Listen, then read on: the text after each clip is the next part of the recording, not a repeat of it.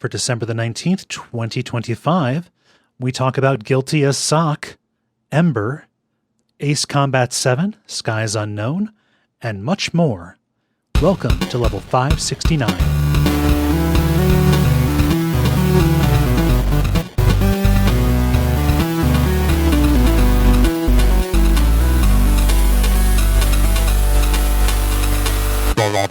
My name is Kaye Ross.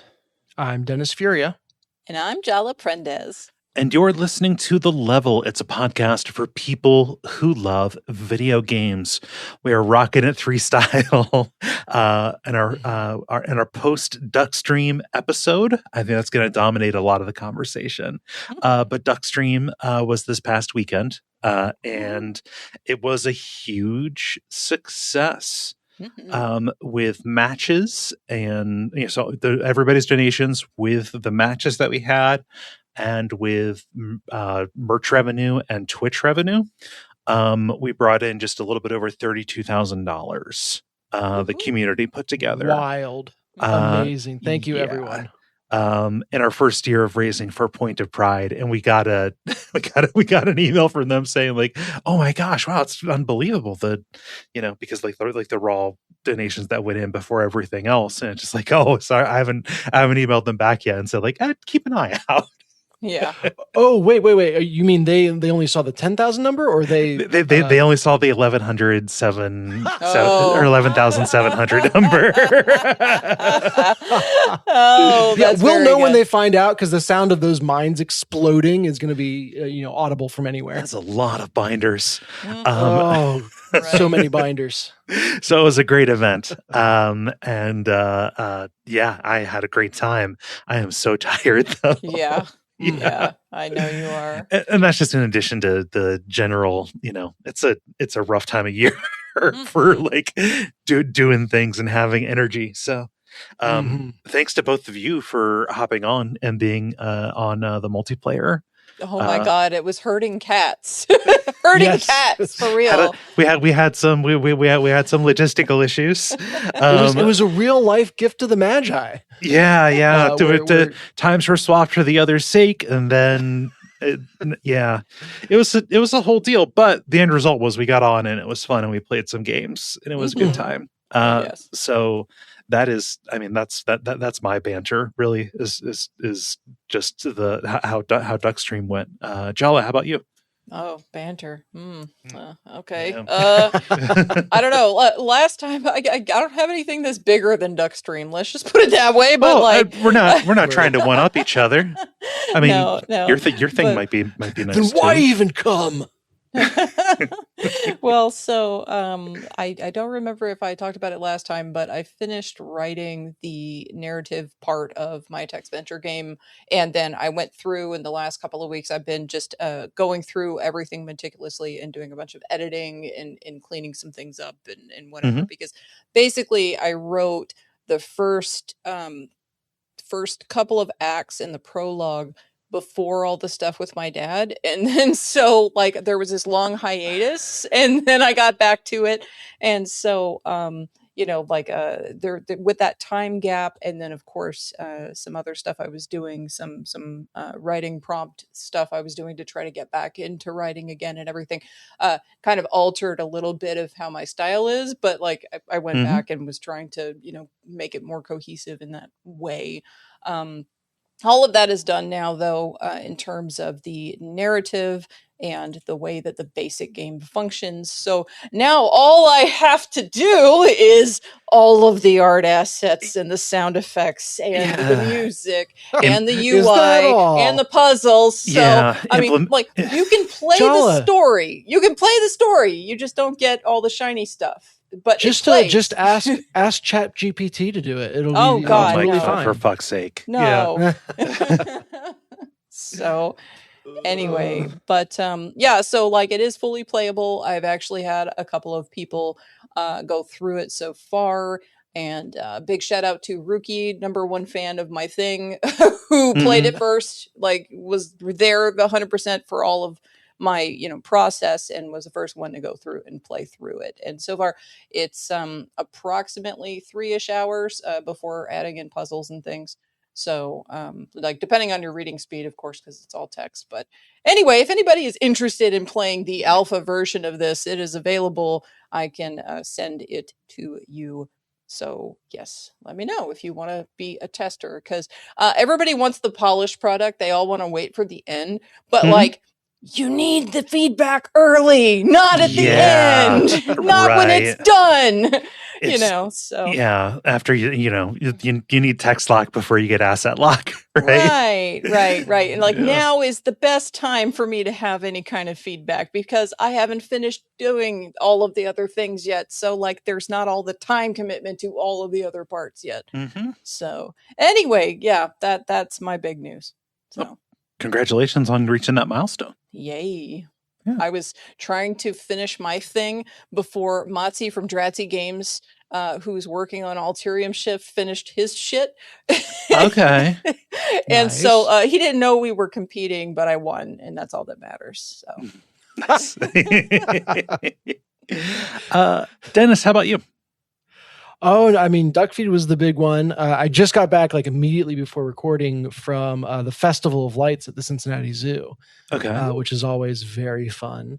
Running around in the dark with cool lights everywhere. The animals aren't really out, but mostly it's just to see kind of these cool gardens strung up with lots of lights, and then kind of like inner lit paper mache animals. Ooh. Like really, really fun little luminaries, I guess you could call them. Cool. Or luminary-esque items. We were on our way out. I was on time for our usual start, and then the kids were like, oh, "The carousel's open. Can we do the carousel?" Oh yeah, you gotta take at least one spin. Right. Yeah, I rode a zebra that had a like a Santa hat affixed to it. Okay. There's Milo was on a gorilla. Barrett did another zebra actually, and then who's left? Luke was on a like gazelle with the horns. We're all decked out with like jingle bells. So they went all out and making it Christmassy. That was fun. That is very cute. Cool. Yeah. I love how you were like, I love how you were like fishing for, who the hell do I have in my family? Who are my kids? Which one? Yeah. It's bad when it's like, okay, I didn't have to constantly yell at the one next to me to stop doing stuff they shouldn't. So that was Milo. You kind of got the check down of stuff. Right. That's funny. Yeah. Anyway, yeah, that was fun. Duckstream just takes the cake though. Yeah. So happy to be a part of that. Yeah. Wonderful. I think we should get to talking about games. Because like I don't have anything except what I played at Duckstream, but it's worth talking about that because it was fun.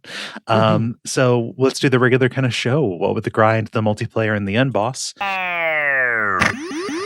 The grind. And let's get started with the grind, where we talk about the games we have been playing over the last period of time or so. So I'll do mine here, the ones I did, the stuff I did by myself, and then we can talk about the multiplayer things together, and then we can segue off into the other stuff. So for the first day, I played what I called a perfectly normal playthrough of Resident Evil 7. It was Resident Evil 7 with the Simpsons characters modded in. Yeah, I think it was titled a perfectly cromulent playthrough. It depended on where it was. I think I put cromulent on the schedule on like the fundraiser page. There you go. But when I talked about it elsewhere, I didn't want to give it away because it's a little bit on the nose to call it perfectly cromulent, you know? Yeah, that'll get the wheels spinning. So obviously that's funny. It didn't quite rise to the level of Resident Evil 2 remake with the RoboCop, and that was like so many different mods put in on that. There are not that many for Resident Evil 7. I think that I peaked. I think that I started with the one that has the most wacky mods for it, and now I needed to like change lanes because it's never going to be as good as that. But so it was just. Yeah. It was just The Simpsons. And what was neat about it is, so it's using The Simpsons hit and run models. So like But also it's a pretty like quick and dirty mod, so the hitboxes weren't updated on stuff. And when you have all of the zombies as Flanders is moving like the floppy mold guys with a hitbox that's actually smaller than what they look like, it's like you're aiming at for like trying to shoot a person inside of a costume, inside of a mascot costume. Now it would just be easy mode if their heads were actually the hitboxes. Yes. However, just because they're so big and cartoony. I'm not looking forward to be super hard. Because RE7 is a little bit harder than I remembered, especially the first going down into the basement and stuff. But it was real fun seeing the creativity on display with who they chose for what. There were some choices that I got to make, but so Jack, the dad in the family, was replaced with Homer.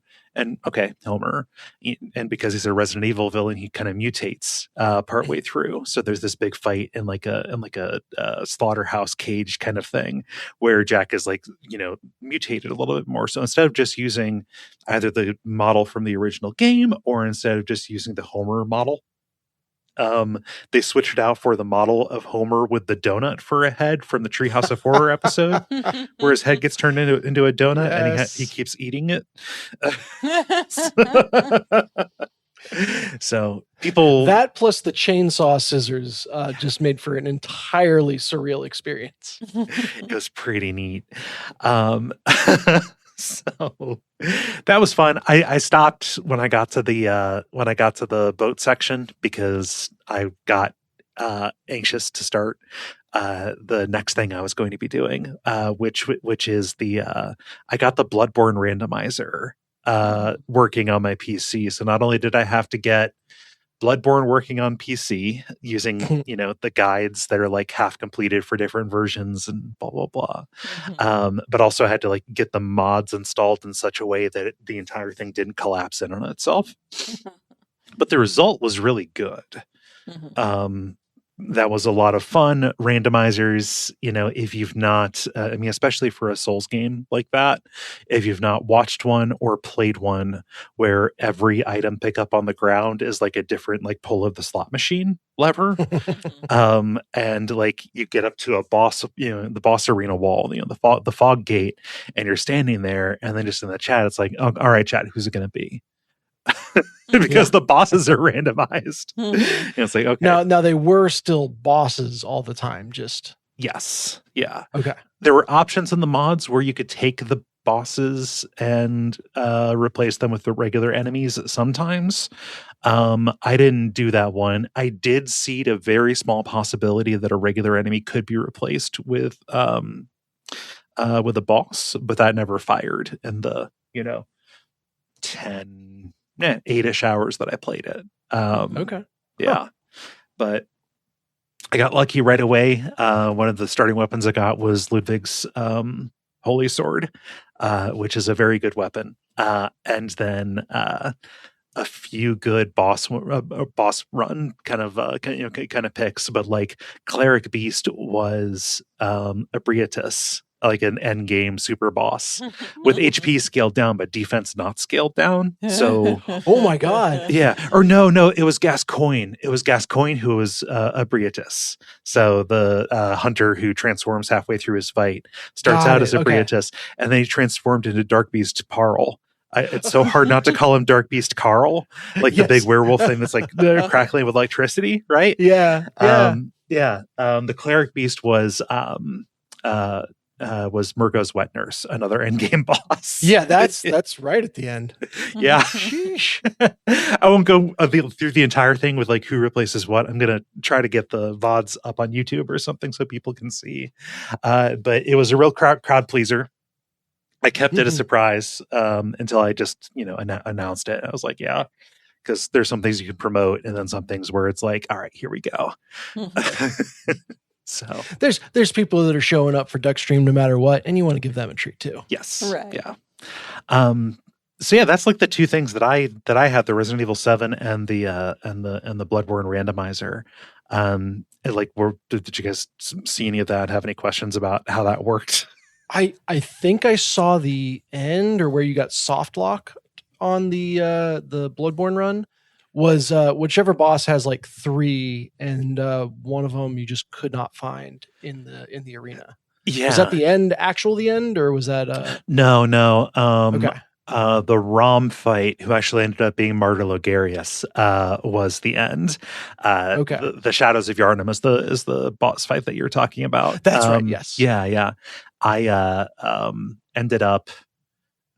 So I tried using the like the mods to be like, okay, well, I can just work past this or whatever. But like when I was trying to figure that out, I saw like little itty bitty enemies like standing next to where the boss who showed up.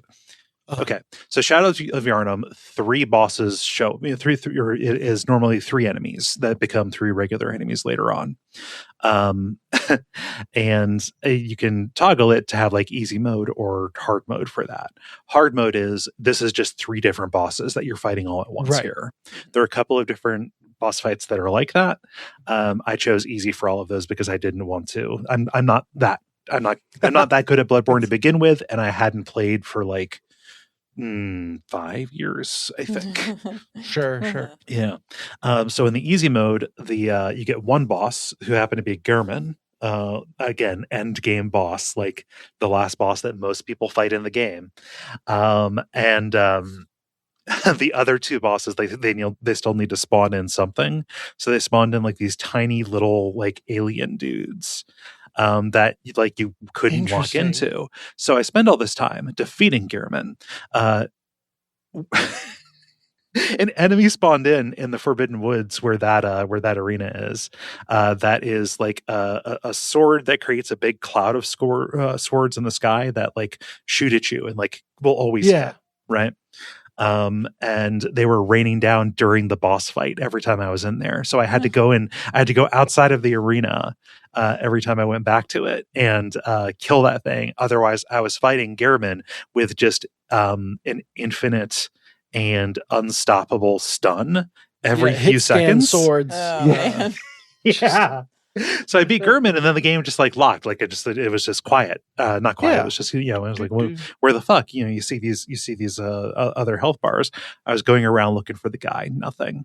It was only when I figured out that it was the little alien dudes that I had to like attack without targeting that I got the prey slaughtered update. I got to watch that boss fight, see you succeed. And then you were just looking around the level, and I had to leave before you figured it out. So I was like, "Oh no!" But yeah, okay. Glad to hear that at least had a happy end. Yes, I didn't end up beating Logarius because Logarius is really hard, especially in that ROM arena.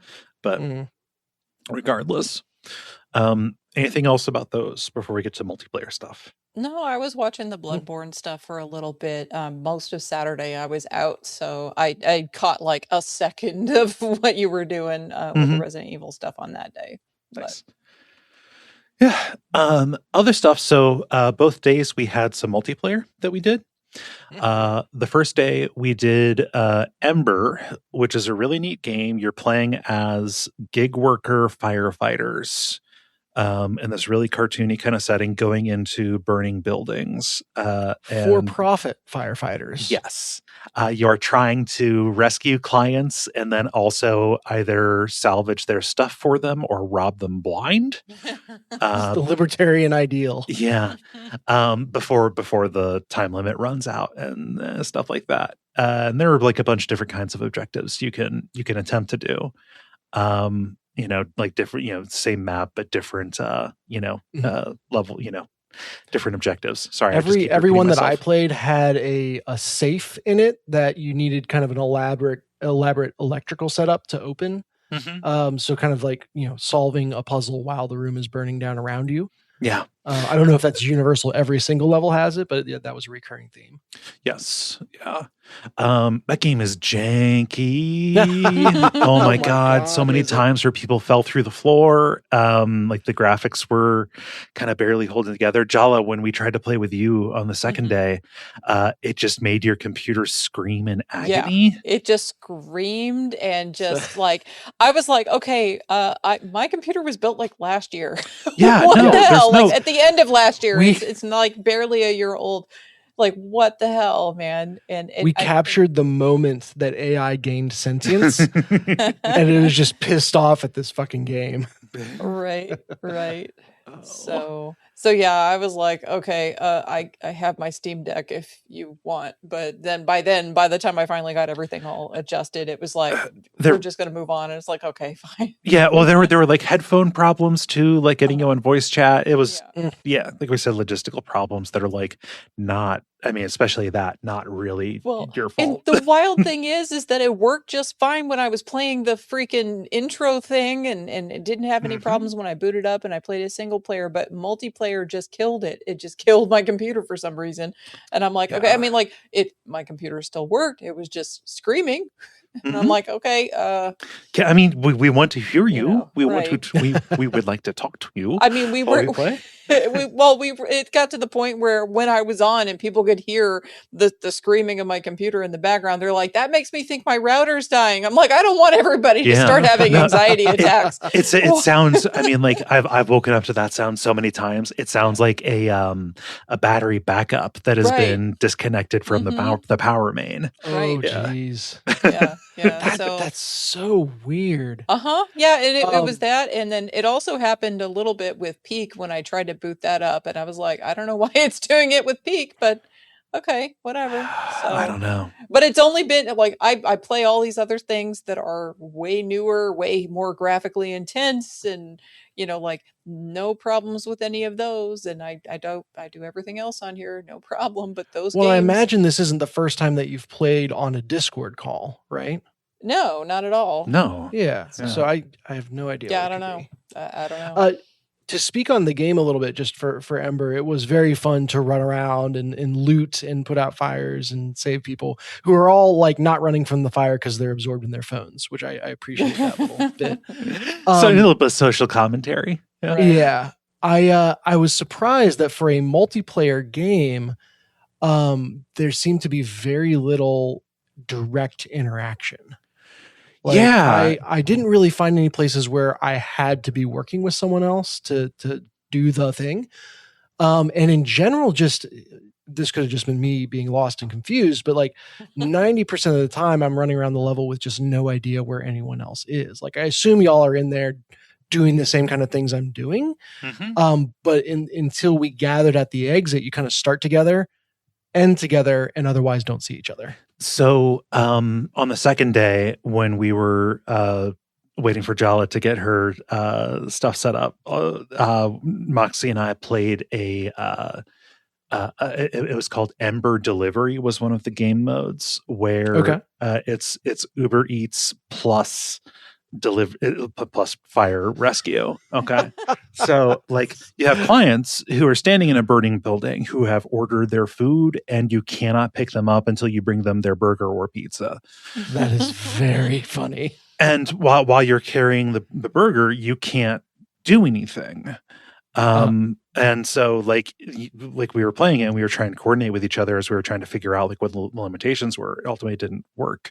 But like that is one where it's like, okay, we could both go and, deliver on our own and drop this and hope it survives in the fire and clear the way and go. But like it was one where like I could see if you had 4 people working in 2 teams with one person clearing the way and like turning off the switches for the electricity and stuff and laying down ladders as bridges, while the other person carried the food, and then, grab the client, get out, and then work your way to the next one. Right. Very cool. Yeah. So I think we just were like playing the basic mode, which was just like a free for all kind of thing.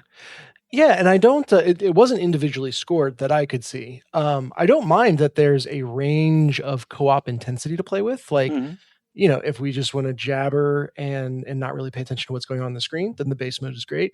And if you want something a little more teamwork intensive, then you go into a different mode. So that's good to hear. It's pretty smart. Yeah. Dennis, I and Moxie played Peak with each other, and we got a real bastard of a mount.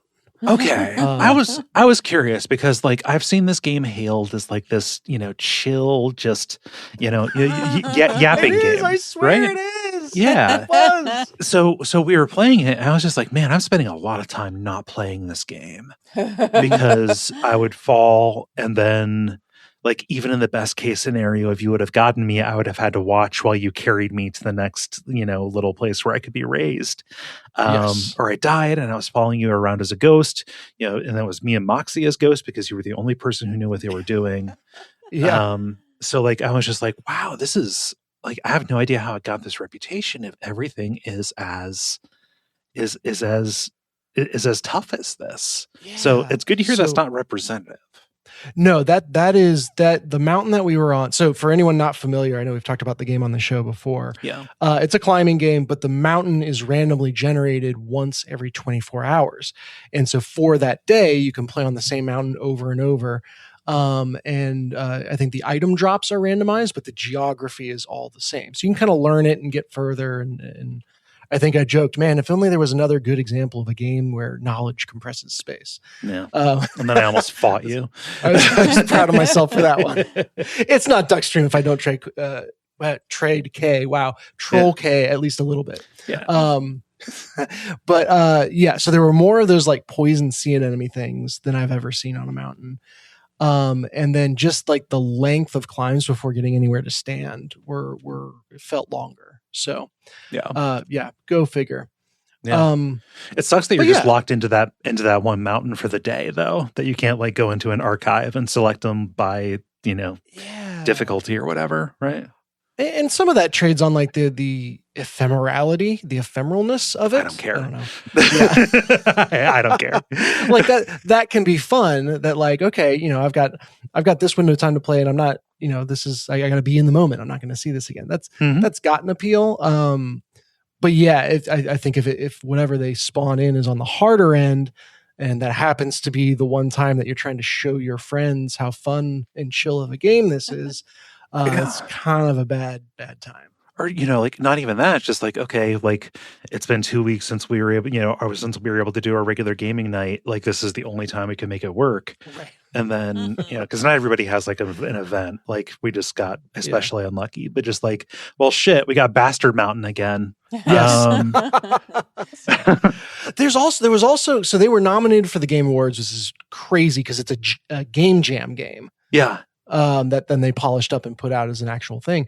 And I think they did kind of like a mock Fortnite music event in celebration of their Game Awards. So like we spawned in, got ourselves killed, spawned in again, and I blew a trumpet that put us into a music video. Yeah, there was a kaiju sized rapper who people in the chat seem to recognize. I'm not even going to make a joke about being out of touch. I just don't follow that kind of music, right? Or do you the modern, modern versions of rap? I've got no idea. But like we were just kind of trapped in it, and it was making it hard to talk. Yes. So, and then third time's the charm. Except as we just covered, same hellish mountain to be on. So, I'm sure if we wind up hanging out off air and decide to dip back in, it'll be a better time. Yeah. But there's also like. We had a lot of fun with a lot of games, so maybe those will get more attention. Yeah, I'll tell you what was fun.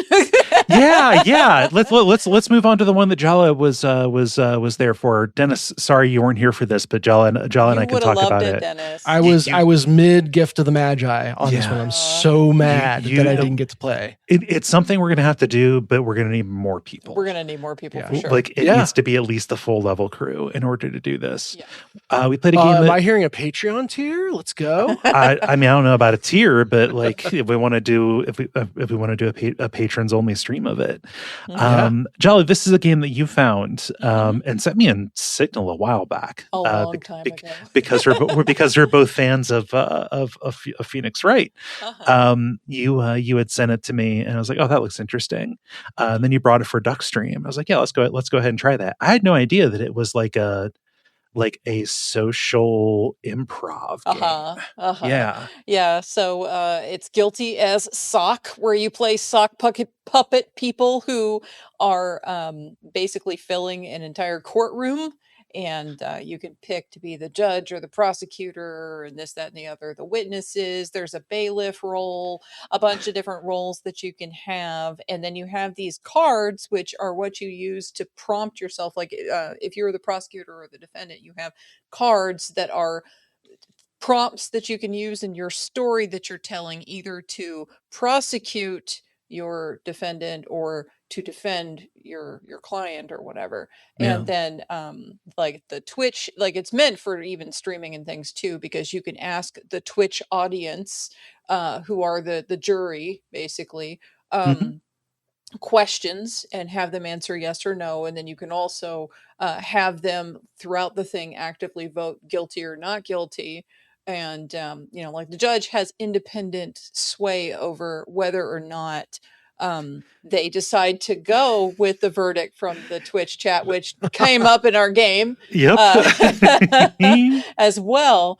But I found out that apparently, at least when we were playing, I was on fire. And I'm really good as a prosecutor and a defense attorney, because I won as a prosecutor and a defense attorney both times. So, and then that was out of what, I'm sorry. Let me find three? my surprised face. It's around somewhere.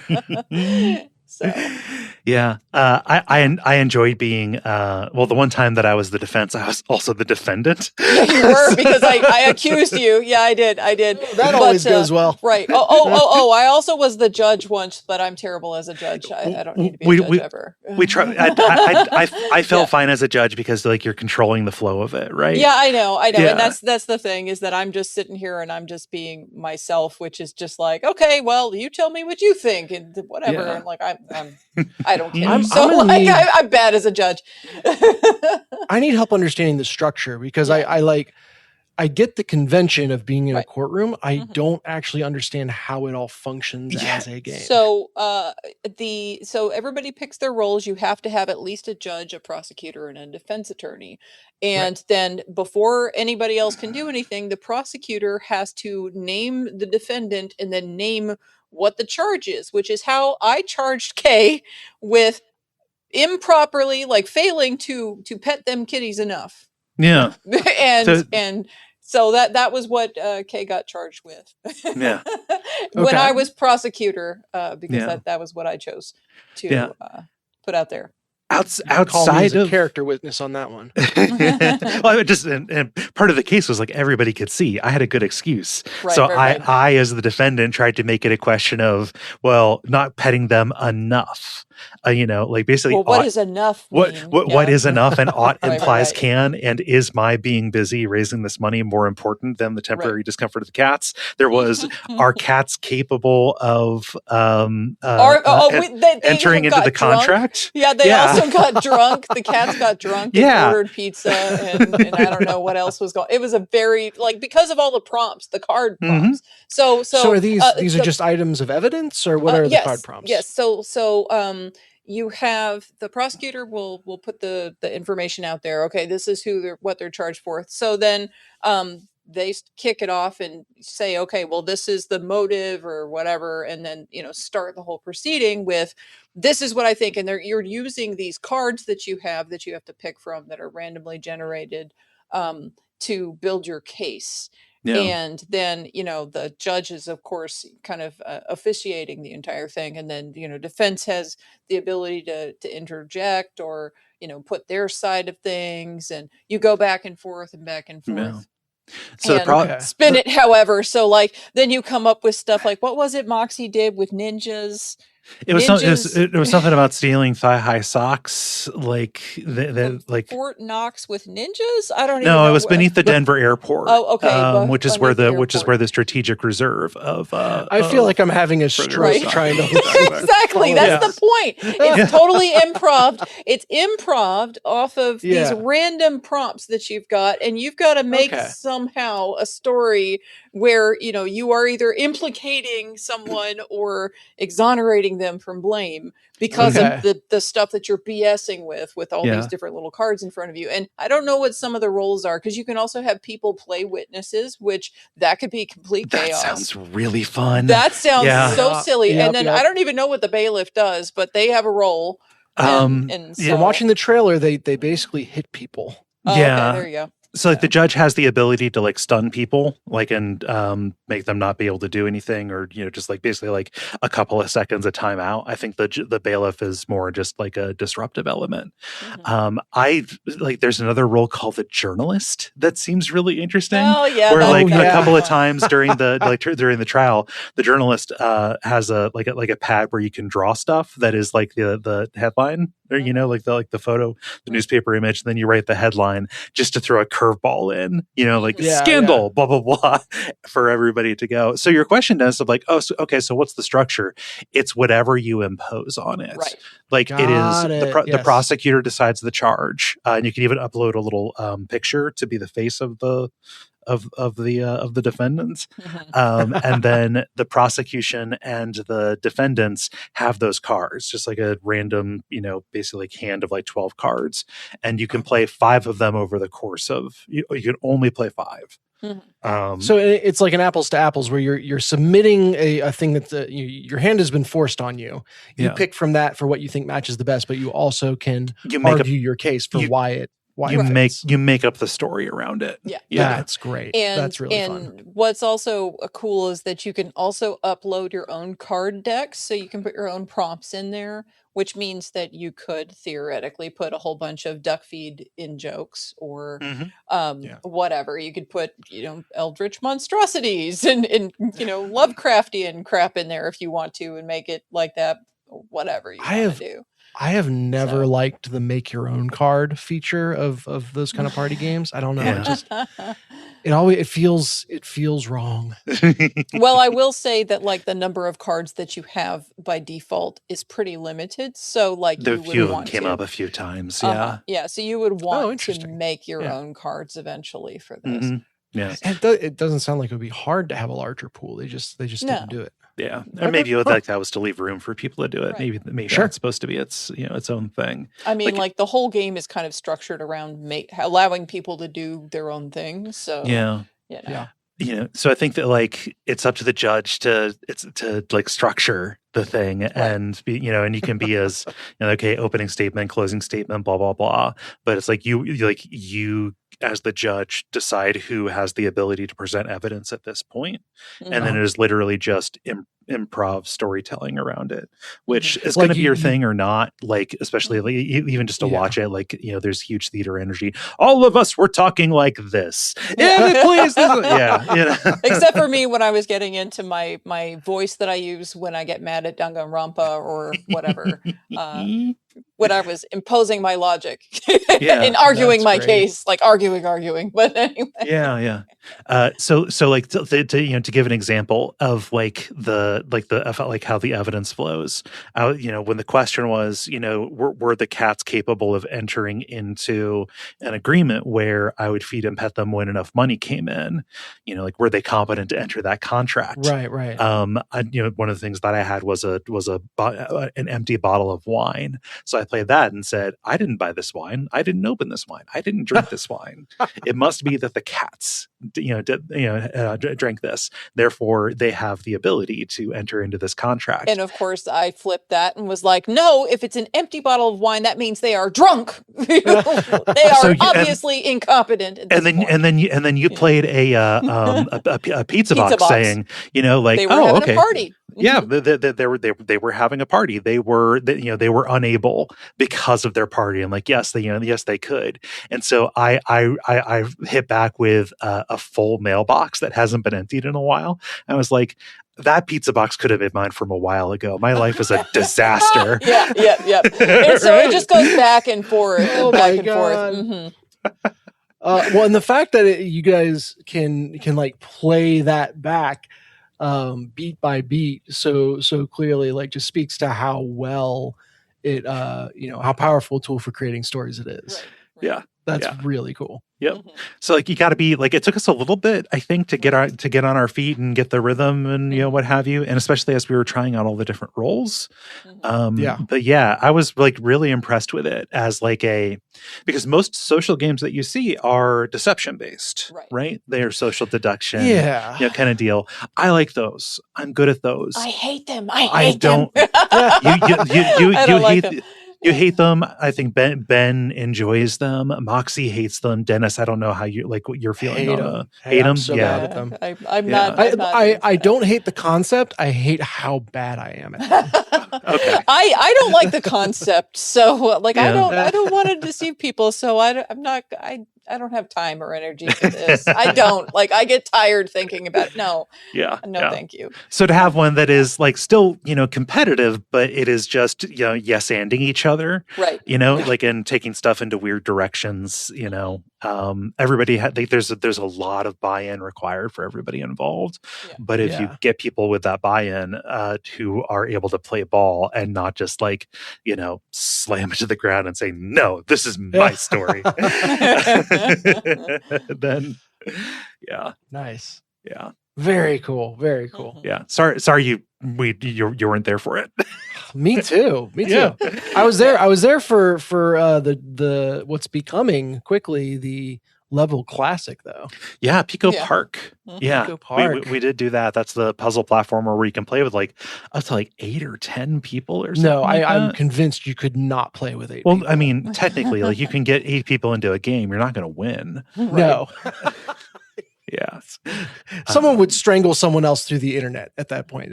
They would find a way to have it devolve. like us just trying to figure out because it's not like every stage is something different, and it's like what even is this, and then how do we communicate about how to do this, and then how do we keep focused, because the bullet hell, people could not talk and do bullet hell at the same time. That was not working.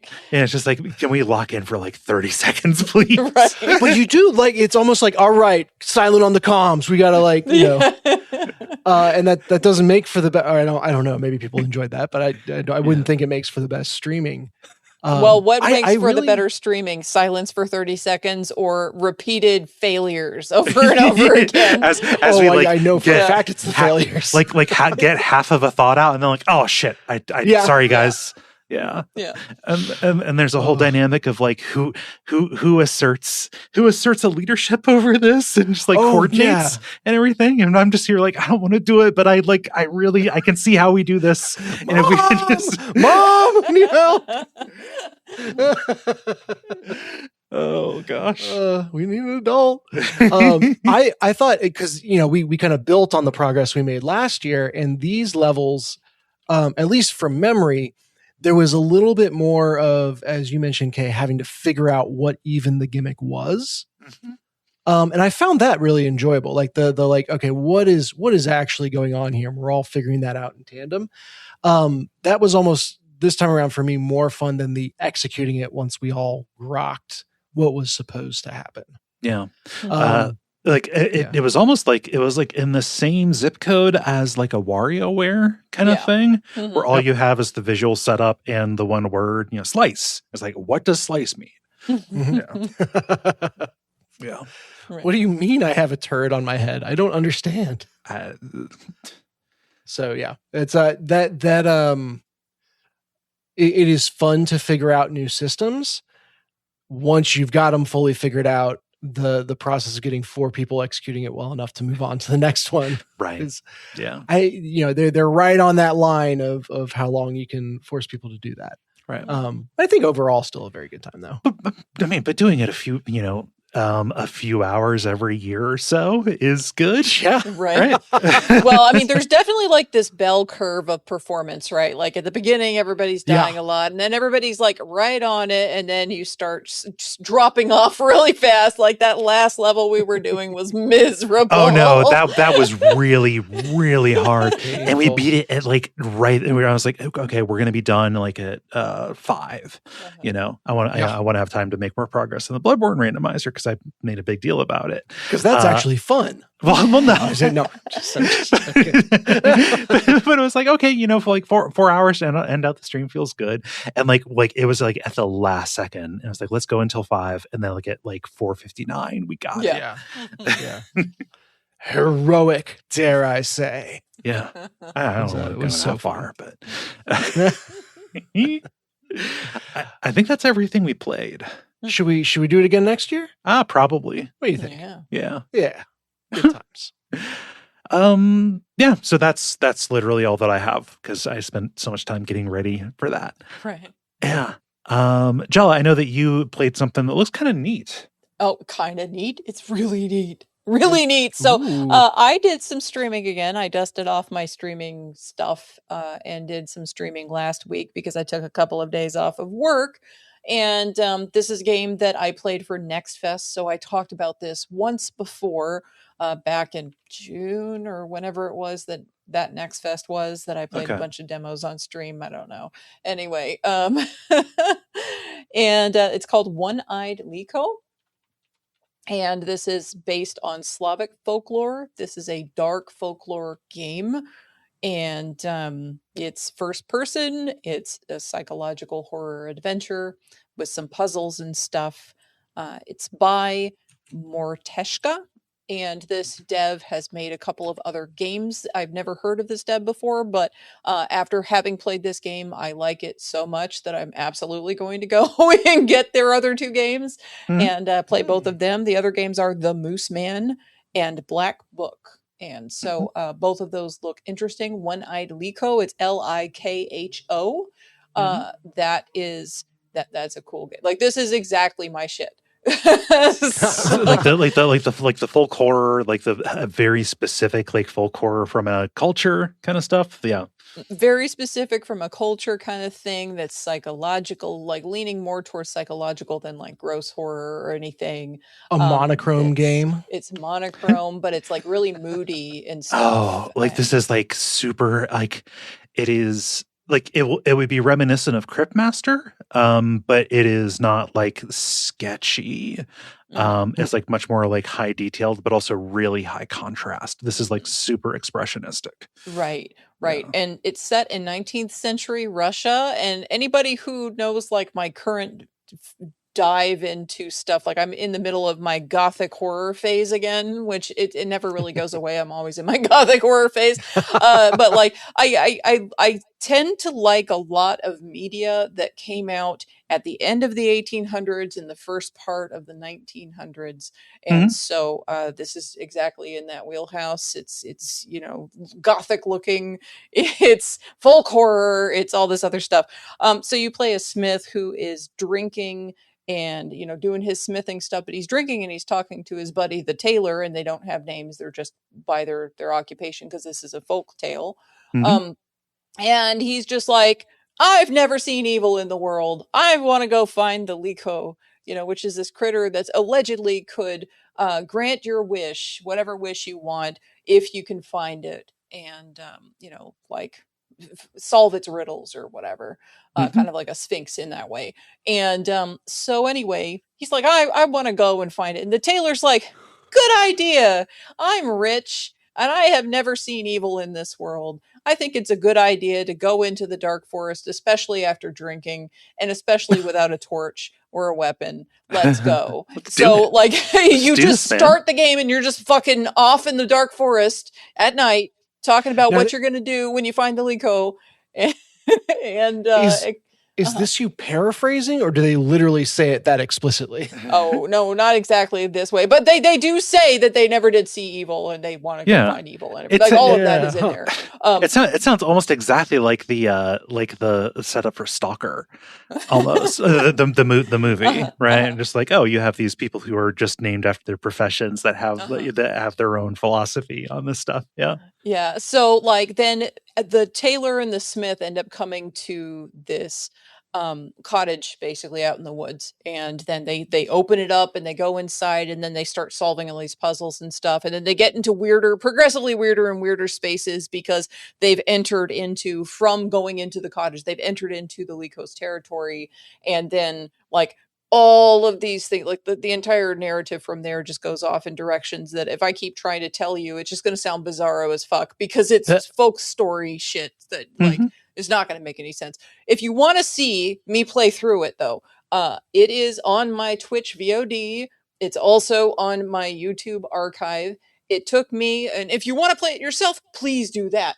It's for me it was about 5 hours streaming it, which it's not going to take that long if you're not entertaining people and like managing a stream and everything. So maybe 4.5-ish hours would be like a normal person's run through of this game.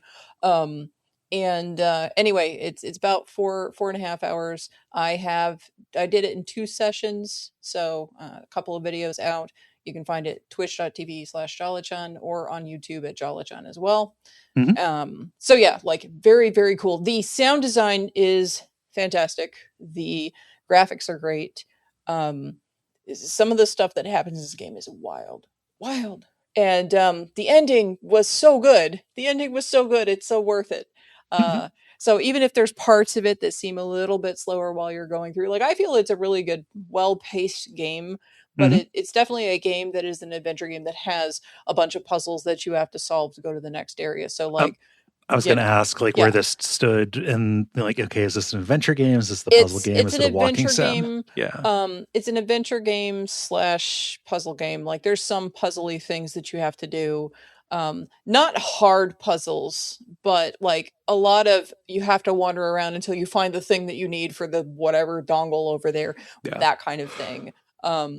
But yeah, it's really, really cool. The music is fantastic. The ending of the game, I just want to talk to somebody about it. Somebody play this game so I can talk to you about the ending of this game. It's great. It's great. I have one person I can talk to about it that I know saw enough of it. Alex Picklefacts. Thank you for hanging out in that stream for 2 days straight while I was doing this, and saw the end of it. I don't know. There were other people, but they were like popping in and out, so I don't know if they got the full picture or not. But go watch the VOD. It was great. I am absolutely going to get their other ones, especially Black Book. Looks like it's going to be up my alley. That's the one that they did right before this one. So, but this one dropped this year, so July, I think, of this year. So yeah, I can see it. Yeah, late July. Yeah. No, I mean you sold me on it. I'm probably gonna stream this early in the next year. It's so good. Yeah. I love it. I will go watch you play it. I will watch you play it. I want to see it again anyway. So well, it's such a good feeling when you find someone that does, as you phrased it, exactly your shit. Yes. And then on top of that, it's like, oh, you've been doing exactly my shit for a while. Yeah, and now I have a backlog it's like, oh hey, of exactly my right. So right. that's very cool. That's a great feeling. I know. And this is being sold in a bundle with Pathologic too. Like that doesn't always mean something, but it means a little bit. Yeah. Right. Well, look, you are the company you keep, right? Yeah. Well, I feel like when you get to the end of this game, it will make you feel a bit of Pathologic 2 vibes at the end of this game. So yeah, I'll just leave it at that. Yeah. Put me in the pit. Yes. Play it on a good mental health day. Yes. at least the end. I mean, like, you don't know where it's all going. But one of the things that I really like, I do want to say this, one of the things I really do like about the way this game goes through. So like there's lots of things that you can pick up that are optional. Like you get a book, and this book has a bunch of stories in it, and you get pages for this book from certain chests and stuff that you have to unlock, and you have to figure out how to unlock those. That's not required to advance the story, but you can do it just to get some more information, some more like backfill, or some more like folklore in your head, because like each of the different stories that you end up finding that are for this book is another story of another type of Cyclops character, because One-Eyed Likho is a Cyclops, has one eye. So these are different stories from around the world that are different tellings of essentially the same myth, the same original myth. And different spins on that from different cultures all over the place. And that ties into kind of like the bigger themes that are at the end of the game. So it's very cool. I like that a lot. It makes me want to go back in and then like get the pages that I missed for one or another reason, because I was like, oh, I don't want to mess with this. I have to move on. I need to finish the game, kind of thing. But yeah, it's super cool for sure. Looks rad. I don't know that I have any questions. I just wanted to know how much rigor there was because, like just it can have a cool visual style and great narrative content and stuff, but it was just a walking sim. I don't, No, it's not a walking sim. Like you're looking around exploring stuff. There's puzzles pretty actively, like pretty regularly throughout.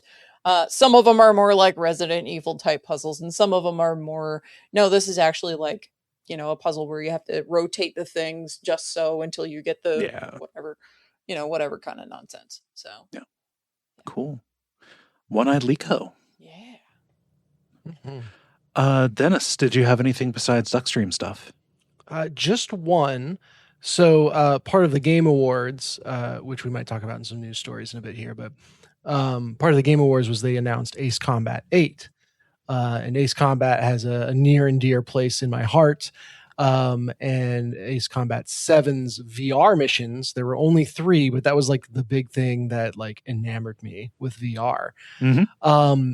And so in the process of trying to figure out if 8 was going to have VR, I realized that there is a free community-made mod to make the entirety of 7's campaign, like main game campaign, in VR. Oh, that's cool.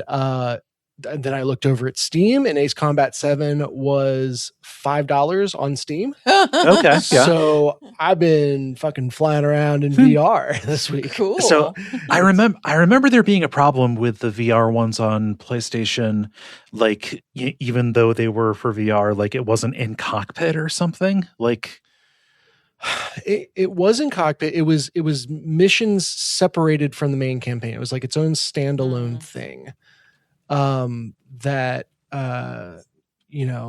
felt very clearly like, all right, we're going to section off something that VR can actually handle. Right. That I remember, the cockpits were all fully fleshed out there. That does bring up something interesting in getting the mod to work, where if you do the settings wrong, the cockpit just follows your head around wherever you look. So it's just like it's like a Michel Gondry like cardboard box on your head that looks like. No, it does not actually change the direction of the plane. It just no, you're very very disorienting. So I figured that out. This is my first foray into like a mod that is not just off of the Steam Workshop. Uh-huh. And it went very smoothly. I was happy with it. Excellent. And that I know I didn't install a bunch of viruses on my computer, so knock on wood there. It always feels a little bit like that's going to happen. I've not run into it.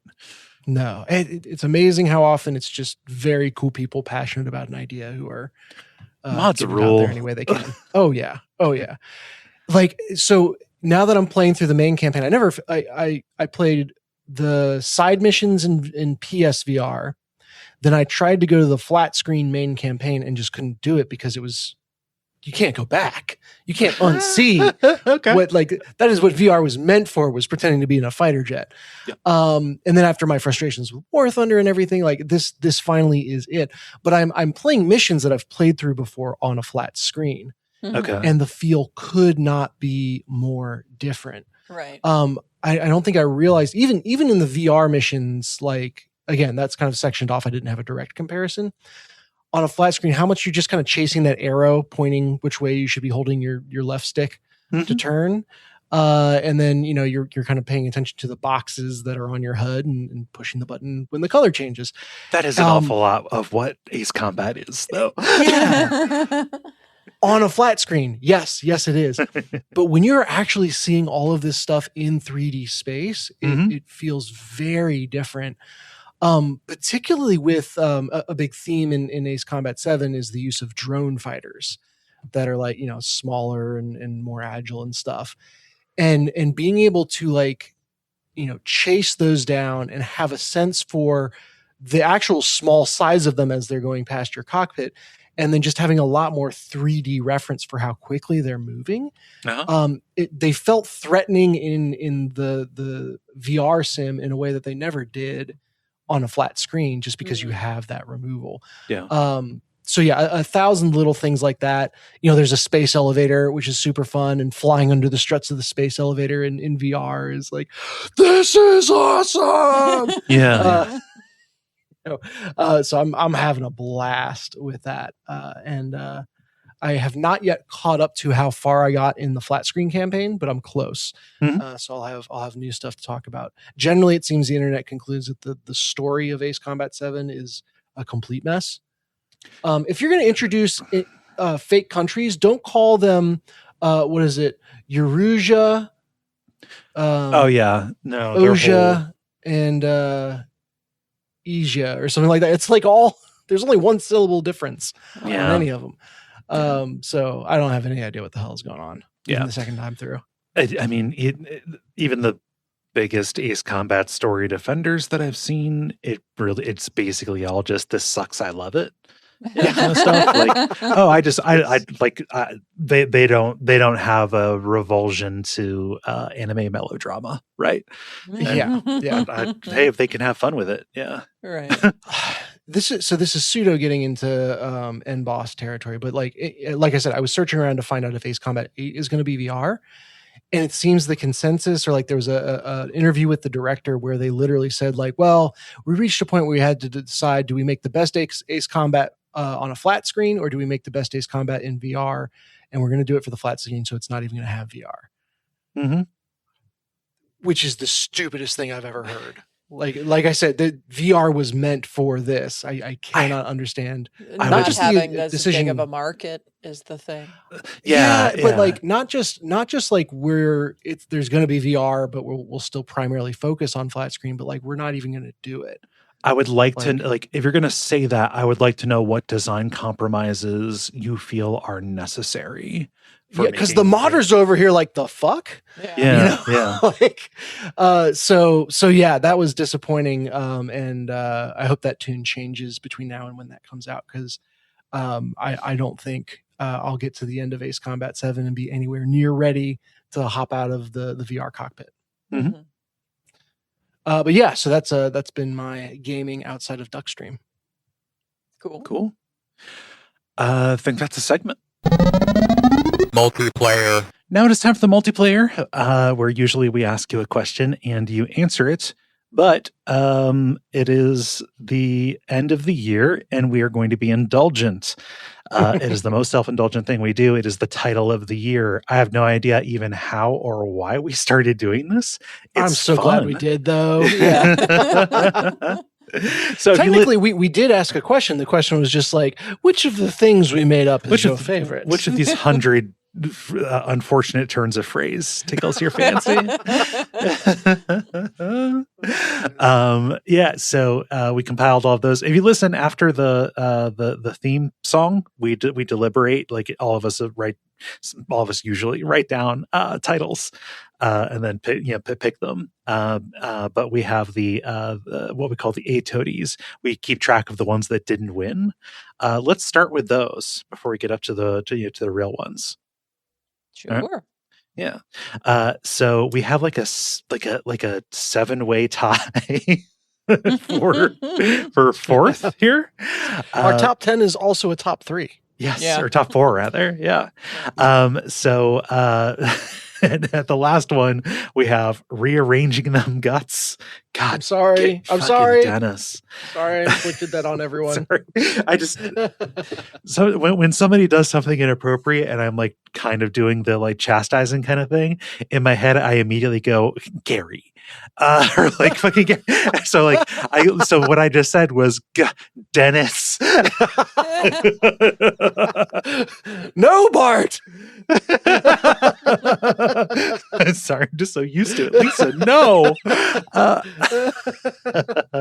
Jala, what's the one up from that? I can't tell you because the list that I see here that's in the Slack, it doesn't have that listed.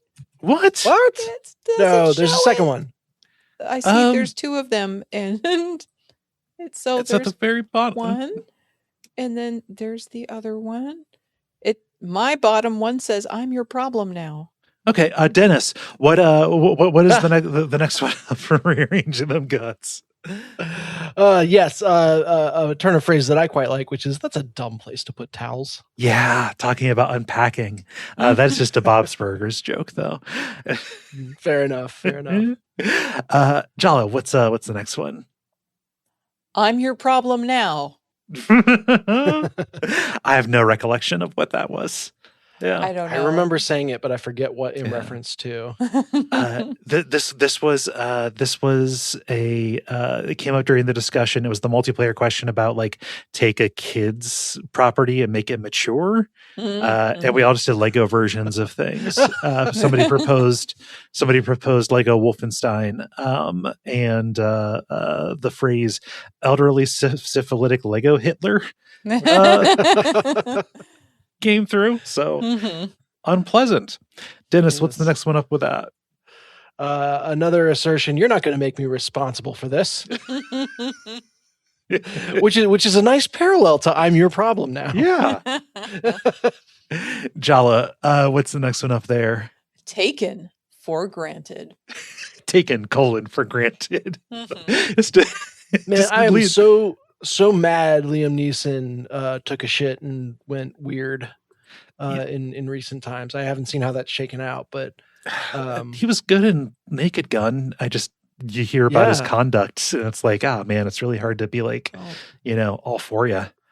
God damn it, Qui-Gon. Yeah, well. Jala, what's above that? Bonking, not boinking, I think. This says bonking, not bonking, but I think it's bonking, not boink. Oh, I read it as like sorry, not sorry. Oh, in the context, it absolutely was bonking, not boinking, because somebody. You kept on saying bonk. You were bonking people in the Indiana Jones game, and I was like, no, you're not bonking everybody. I don't know what mods she has installed. You're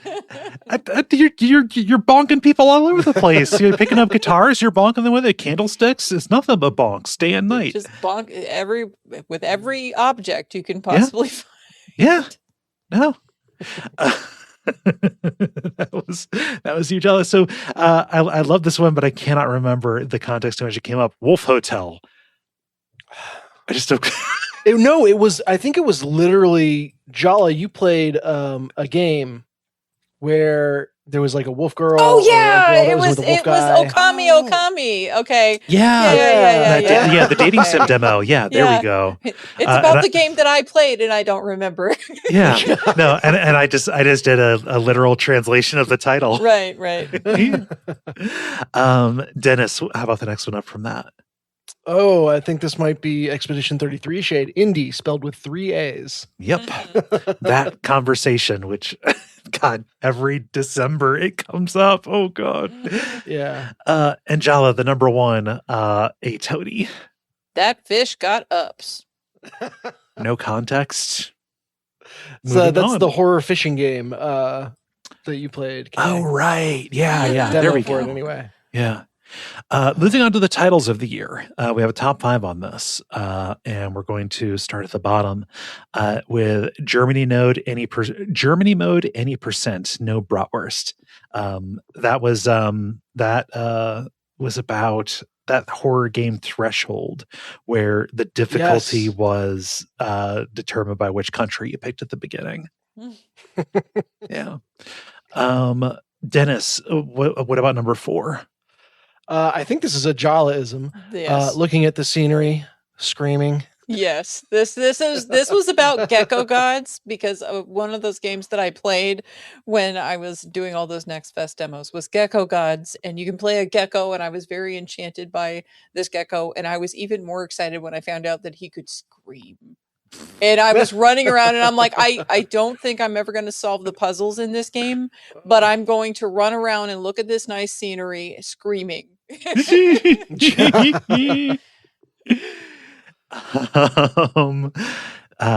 see here. Jala, what is number 3? I don't feel so good, Monsieur Stark. Talking about, I guess in Expedition 33, people turn to dust. The gommage, yes. That's nothing. That means nothing to me. Extremely. An extremely good way to articulate effectively what's happening there. Yeah. Number 2 is I regret to inform you the enemy is horse maxing. That was fucking poetry. That was that was Ben's strategy game that he's been talking about that I forget what it is, the Roman one. Anno, No, it was no Anno. No, It wasn't an Anno No? game. No, it was like Expeditions Rome or something like that. I think Sure. Yeah. Man, all those Roman games names are mental Teflon. Yeah, no. I Just remember call them all Gladiator, and I would not know the difference. Oh yeah, this is when we found out about like the person who decided that they were just gonna like drink nothing but horse Gatorade or something. Yeah, That's right. yeah. And actually got healthier as a result. So that's interesting. If the test results are to be believed, I think their liver's fucked. So their enzymes are all over the chart. And who gets to read this one? Let's do Jala. What? How can you have anyone but you read this? Exactly. Okay, all right. Number one that people picked, and it's very sweet, is the episode where I announced my identity, where I came out, and the title is "My Name is Kaye Ross," which is very sweet, and I'm so happy that everybody feels that needs to be memorialized. It does feel a little bit special episode-y to me. I love how you were like, all right, I guess it's really sweet, guys. It's not really in the spirit of the exercise.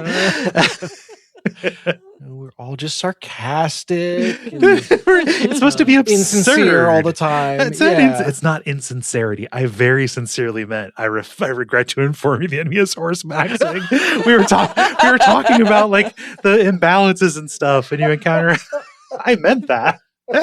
Just about as much as I meant that I would be looking at the scenery screaming. Yeah. I mean that with my whole heart, which is about to explode because I'm horse maxing. It's not insincere, it's frivolous. Those are very different things. Exactly. Yes. It has been hell of a year, but there have been bright spots. Yeah. So thank you so much. That was very sweet for people to vote for that one. And thank you, people, for voting and for indulging us. I mean, just generally, but also in this. Well said. Yeah. So we're not going to have an episode until the new year. But when January comes around, keep an eye on the level podcast.bsky.social for the prompts to go up that Monday afternoon or so. Mm-hmm. And thank you, Dennis, for taking all this data and compiling it and stuff for us. Oh, it is a very specific cross section of my nerdiness. So happy to do it. Appreciate it. The End Boss.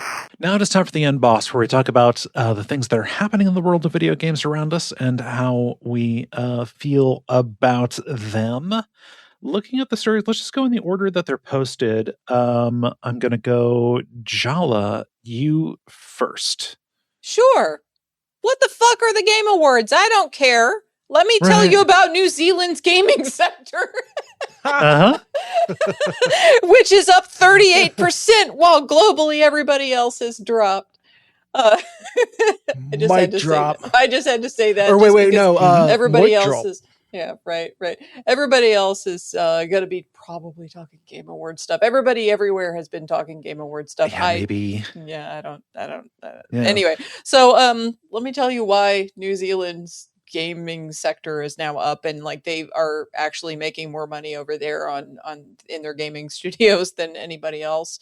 Mm-hmm. So during COVID, most of the gaming studios ended up scaling up, and then had to downsize after nobody was stuck at home anymore and they were all going back to work. And New Zealand at that time only had a baby industry. So the baby industry didn't have the ability to scale up during COVID and therefore didn't have to downsize. Oh. But not only that, but this year, the year of our Lord 2025, the game spaces that have seen the most growth have been indie space and AA game space, not AAA, which that means that New Zealand's gaming, scene or what have you was right in the pocket for what was growing at the time in the first place. So just kind of like a nice little confluence of a couple of things that just led to them being in a good situation where most everybody else is struggling real hard.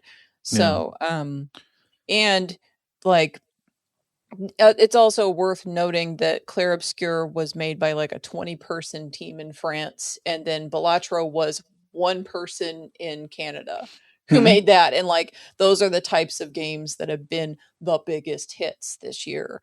And you know, if 1 to 20 people, not like massive teams, not huge AAA titles, it's smaller stuff that's been, you know, getting more attention and really seeing that kind of growth. And I forget how many people were working on the Dispatch game, because I know that not like in a week they sold like 1 million copies, and I don't know. It was a smaller. It was a smaller team. studio. Yeah.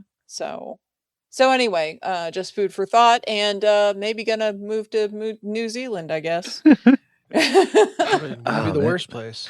So the examples they give are of New Zealand games that have done well is Path of Exile and Path of Exile 2. Huge, gigantic. Yeah. And then Dredge, which makes total sense.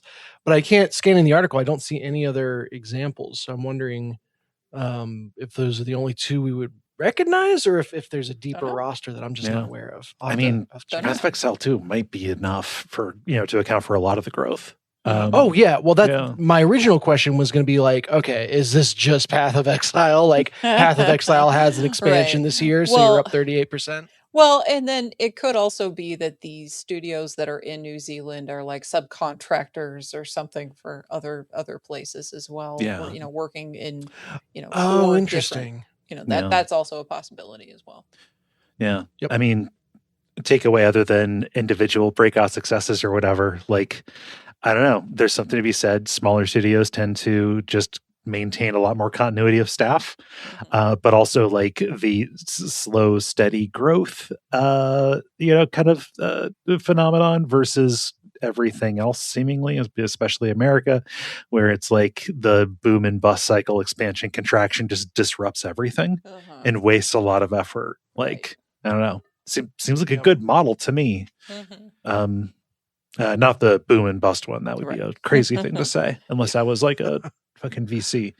I was gonna say, unless you're a billionaire, in which case I'll never forget. I had a friend that worked at a wealth management firm, and right when all the GameStop stuff was going on, and I asked him what he thought, and he's like, "It doesn't make any difference, man. Like, as long as the market is moving, we make money. That's all we need. Like, it doesn't matter if it goes up or down. It's just movement, and so the more volatile, the better. Literally commission. Yeah." So that's who we're serving with our markets. It's nice to see New Zealand is serving maybe a bit more of the average person with theirs. Right. Right. Yeah. It just seemed like some nice game industry news for once. Right. To share. Yeah. So, good on them. Yeah. For my story, it's not nice video game industry news, and also it's a pretty annoying story, and it's developing as it goes. Like today on Blue Sky, so we're recording this on Tuesday, and just generally everywhere, people are reacting to an interview that Larian's Sven Vincke did with Jason Schreier, I believe. Where we talked about a bunch of stuff. Like they revealed that, the new Divinity game is going to be a turn-based strategy game, with, turn-based tactical, kind of game. That's cool. People were talking about it maybe being an action game. Neat. Cool. Less cool, is the fact that, Sven Vincke, kind of against Jason Schreier's recommendation in the in the interview, when you read the transcript, started talking about Larian uses AI. Just like everybody at the studio is just kind of cool. We use it for PowerPoints and concept art and placeholder text, and just kind of as a place to start. And also in the interview revealed that we haven't really seen that many productivity gains from this. So people are reacting just like, what the fuck are you doing? Because like you're burning all of this trust and goodwill that people have for you making, I mean, an incredible game, but also like a streak of pretty incredible games. And then just coming out and saying like, yeah, for this next one, we're just going to like just fill it with rat turds. Right. Yeah. I mean, between this and their snuff film of a trailer, it is a bad time to be a Larian. I didn't see the trailer, so I don't know. There's no reason to. Okay. Yeah. I'm sad I did. Yeah. Oh wow. And then, you know, people blew up, and then Sven Vincke gave another kind of response clarifying like, oh, we're not basically saying the same thing, like we're not using AI, you know, for our concept art. We have all of these artists, we're hiring more, blah blah blah. But then just said like, yeah, we'll use it for like reference, or we'll just, you know, composition or whatever, like things that AI is very like famously terrible at doing. You know, so like, I don't know, it really just kind of seems like stepping on your own dick. And the question is, what are they going to do? Are they going to double down and say like, this is just who we are, blah blah blah? Or are Larian in general, or Sven Vincke, you know, as solid as they seemed before, and we'll take this and say like, yeah, no, we'll change our practices, like we didn't realize this was a sensitive thing, and we take your points, etc., blah blah blah. That's up in the air. I don't know.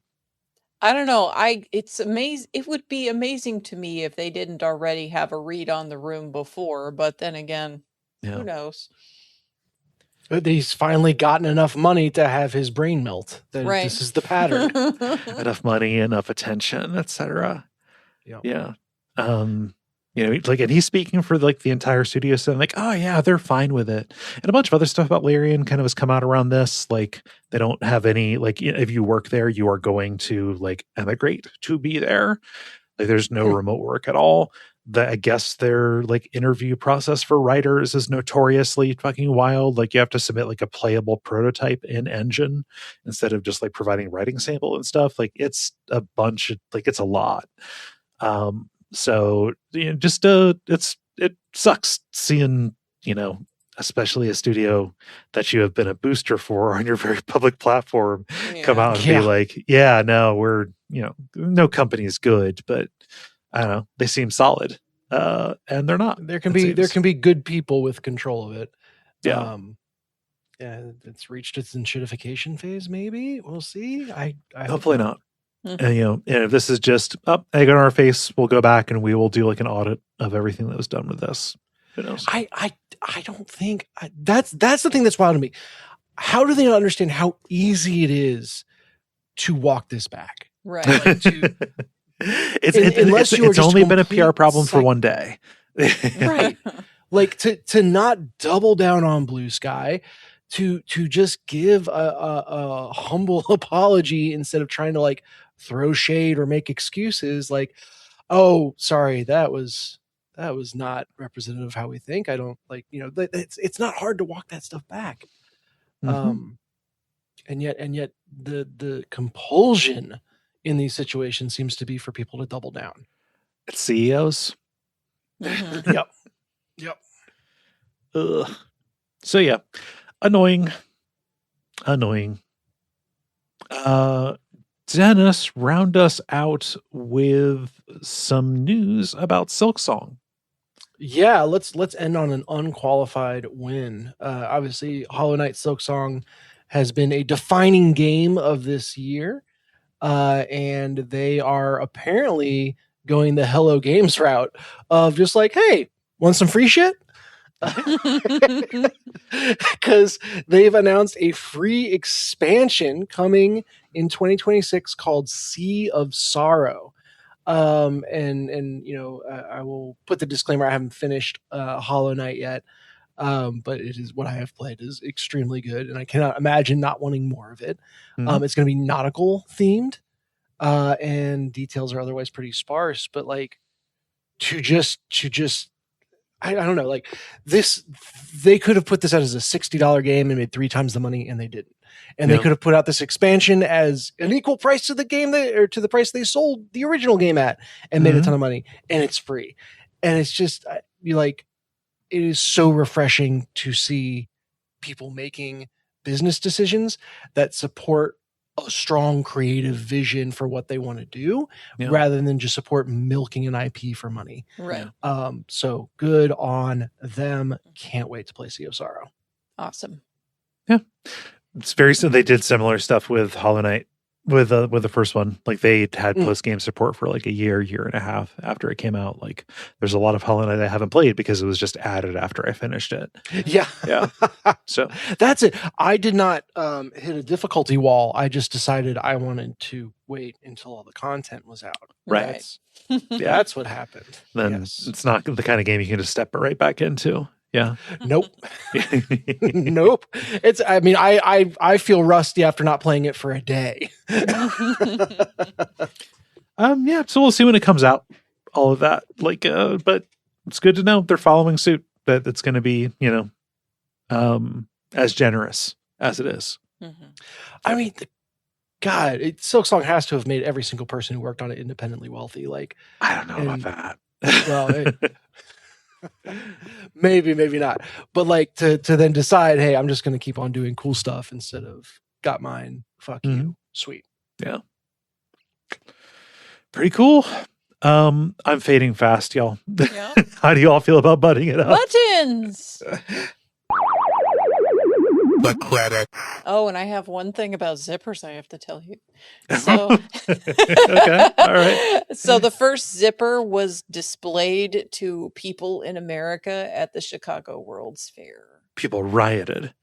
They didn't know No way, what really? to do. No, seriously, the first zipper was shared at That's the great. Chicago World's Fair. That's all. Okay. Continue. So you've sent me down after we close. Thank you everybody for listening to level number 100. Or nope, that's the time. We're at 1 hour and 28 minutes. Thank you so much for listening to level number 569. We appreciate you taking the time. As I said earlier, no new episode until the new year. We're going to be, doing holiday stuff. I've got a lot of stuff to do. Thank you so much if you watched, gave, or helped signal boost Duckstream, helped make it such a huge success. If there's more news about that, we'll share it. But now we're just getting ready for next year's, I think. And if you want to help out this show, help out Duckfeed, you know what to do. We'd say it all the time. Jala, what's going on? What's going on over at Jala John's place? Yeah, so this month, continuing my gothic horror phase, I have Dave Jackson from Tales from the Backlog. He read a book, y'all. He read a book, and he came on my show to talk about Frankenstein, the novel by Mary Shelley. And then to kick off 2026, I will have a couple of episodes on Guillermo del Toro's Frankenstein, the movie. Sweet. Because that movie is my entire personality right now. You have things to say. I have so many things to say. And not only that, I have other people on the show that are going to be there that also have a lot of things to say. But also I wanted to say that over at Fireheart Media, we reached our goal to kick off the Arnold Schwarzenegger movie podcast in the chronological order of operations, if you will. So Dave and I will be releasing one episode a month for whoever publicly for Put That Cookie Down Now. That will be kicking off in 2026 with the fantastic movie that has like a 2-star, a 28, a 17 on Rotten Tomatoes, something bullshit. Anyway, Hercules in New York, where Arnold Schwarzenegger had to be dubbed over because he was completely incomprehensible, but pretty. Little bit early in his time here. Yeah. So yeah, that'll be coming up in 2026. There will be some exciting things. So you can find all of that stuff at all the places that I'm usually found. And yeah.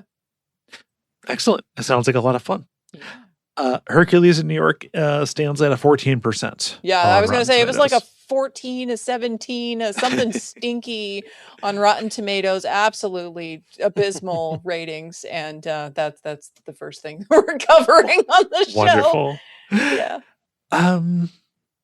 Cool. I think that's everything. I have been Kaye Ross. You can find me on Blue Sky at Kaye.zone. I've been Dennis Furia over at Furia Games on Blue Sky. And I am Jala Chan in all the places you can find me. And stick around for some titles.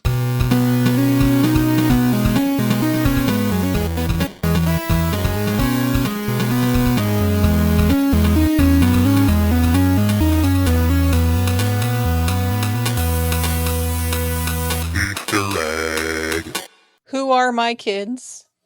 Oh, no. Oh yeah, the carousel. Yeah. Bastard Mountain. Yeah. Okay. Call them all Gladiator, and I won't know the difference. Okay. And it's not insincere; it's frivolous. I also had it's not insincere, it's frivolous. Dennis, what do you have? Okay, I wrote down 3, but one is incomprehensible to me now. So Okay. I don't know if autocorrect got me or what. But the 2 that I can read are Fan of My Thing. Okay. From very early on. Yeah. And then I swear I wrote this down before you said it again at the end, Jala. I'm always in my gothic horror phase. I originally had it styled as that's my secret. I'm always in my gothic horror phase, but little lengthy. Yeah. I'm fond of Bastard Mountain, but by laughs, it's Who Are My Kids? Yeah. Yeah. Oh no. It works for me. Yeah. Any objections? Nope. All right. Do the thing. It is decided.